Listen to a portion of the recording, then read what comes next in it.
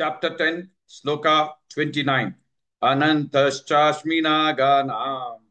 Anantaschashmi naganam. Anantaschashmi naganam. Varuno yadasamaham. Varuno yadasamaham. Varuno yadasamaham. Anantaschashmi naganam. Varuno yadasamaham. Anantaschashmi naganam. Varuno yadasamaham. Anantaschashmi naganam.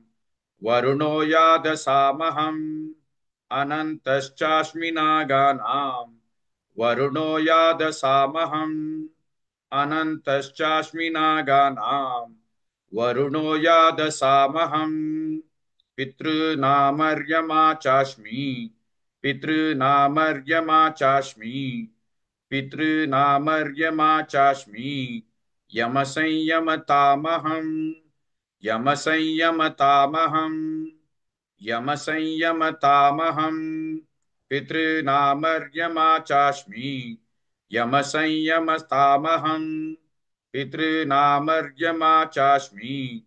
Yamasanyamatamaham. Pitrunamaryamasmi. Yamasanyamatamaham. Pitrunamaryamasmi. Yamasanyamatamaham. Pitrunamaryamasmi. Yamasanyamatamaham.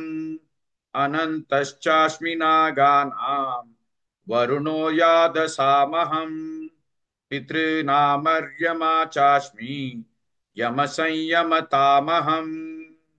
Please like and share this video because you could be instrumental in helping someone around the world recite the Srimad Bhagavad Gita, thereby helping them to have a life of unending opulence, victory and prosperity.